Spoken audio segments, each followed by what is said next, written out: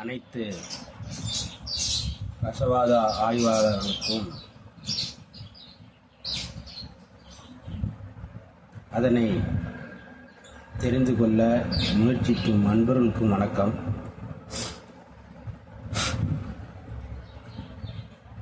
இன்றைய பதிவில் நம்ம வெடிப்பு சுண்ணம், அந்த வெடிப்பு சுண்ணத்தை வச்சு செய்யக்கூடிய பாசானக்கட்டை வச்சு பேசியிருந்தோம்.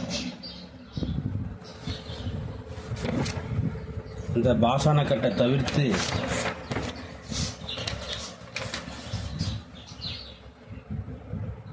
ஜேரச முறை அப்படிங்கிறது ரசத்தை ஒரு 180, 200, 250 டிகிரியில் உள்ள ரசத்தை 200 டிகிரி 900 டிகிரிக்கு அதிகப்படுத்துறதுக்காக உள்ள வேலை. இந்த ரசம் நெருப்புக்கு நிற்கக்கூடிய தன்மைக்கு இருக்கும். இதை மேற்கொண்டு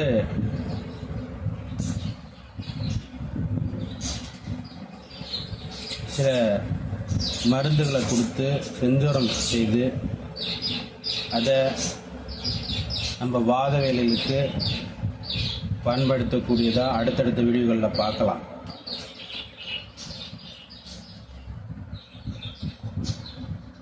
ஏன்னா பொதுவாக ரசம் மட்டும்தான் உயிர் சரக்கு.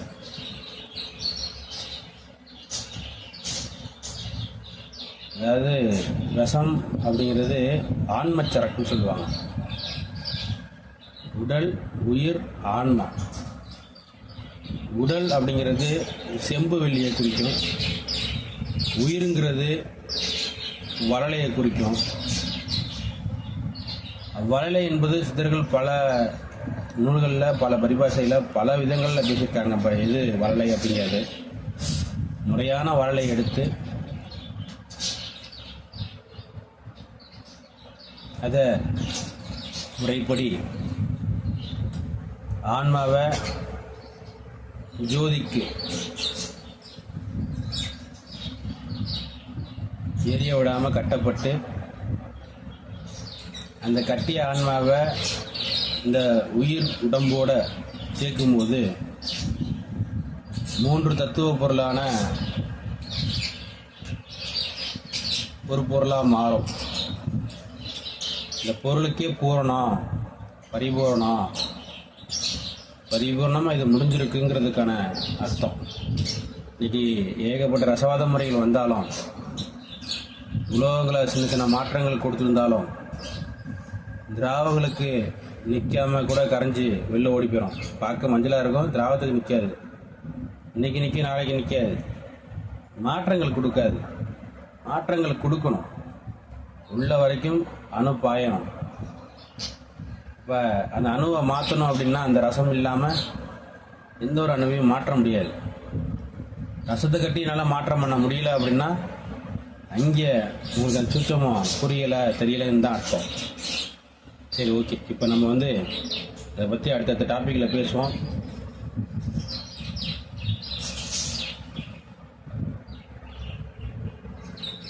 இன்னைக்கு நம்ம ஜேரச பதிவு பார்க்க போகிறோம். அதுக்கு தேவையான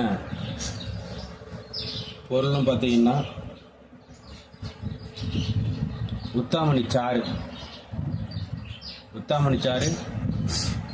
ஒரு 2 லிட்டர் எடுத்துக்கோங்க.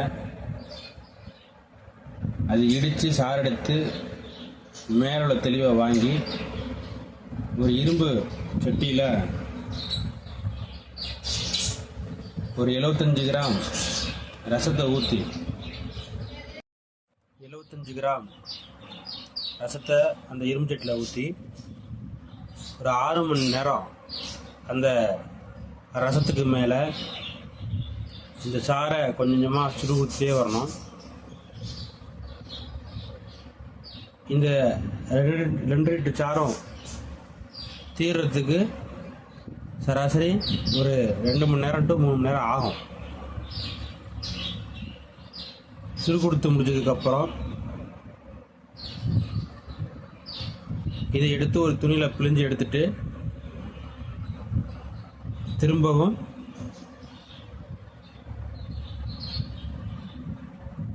விடாதலை, அதாவது இந்த ரசத்தை மடிக்கக்கூடிய ஒரு மூலிகை, அந்த மூலிகையோடைய இலையை கொண்டு வந்து இடித்து அதில் லைட்டாக கொஞ்சம் தண்ணி செழித்து சாறு எடுத்துக்கோங்க. அதில் 1 லிட்ரு. அதையும் இதே போல் இரும்பு சட்டியில் அந்த ரசத்தை ஊற்றி சிறு தீயில் முதல்ல உத்தமணி சாரில் கொடுக்கும்போதும் அதே மாதிரி சிறு தீயில் தான் நமக்கு வந்து ரசத்தை வந்து சுரு கொடுக்கணும். அதே போல் இந்த விடாதலில் கொடுக்கும்போதும் சிறு தீயில் தான் ரசத்தை சுரு கொடுக்கணும். சுரு கொடுத்துட்டே வந்தீங்கன்னா ரசம் நெருப்புக்கு ஜெயிச்சு நிற்கும்.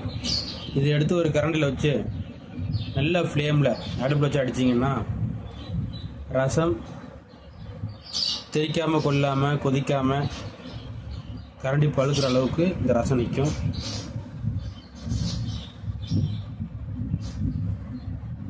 இதுக்கப்புறம் முதல்ல சொன்ன சங்கு பாசனம் கட்டு, அந்த கட்டு ஒரு 5 கிராம், இந்த ஜெயரசம் ஒரு 5 கிராம், ரெண்டுத்தையும் சேர்த்து காட்டாமனுக்கு அந்த பால் அல்லனா ஆதாளை அதனுடைய பால் விட்டு அரைச்சு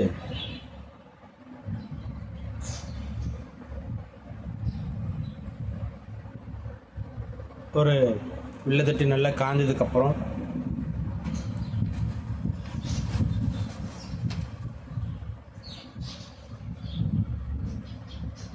இதை ஒரு அகலில் வச்சு அகல் மூடி சீரம் செஞ்சு முதல்ல ஒரு 5 வரட்டி சாம்பல் தள்ளிட்டு திரும்பி ஒரு 5 வரட்டி படம் போட்டு எடுத்தீங்க அப்படின்னா அழகான ரசம் பதங்க ஏறாமல் சங்கு பாசனத்தில் ரசம் கட்டப்பட்டு மருந்தாக மாதிரி இருக்கும்.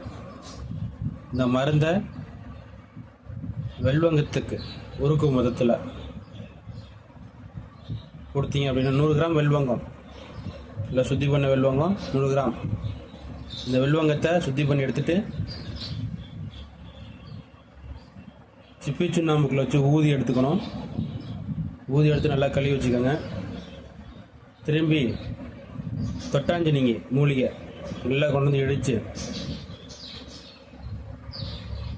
ஒரு குழம்பு பாத்தில் வச்சுக்கிட்டு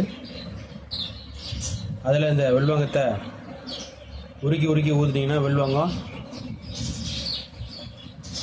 நல்ல திடமாக மாறும். 2வது வெள்ளி போல் உருமாறும். இது கரண்டில் வச்சு உருக்கிக்கிட்டு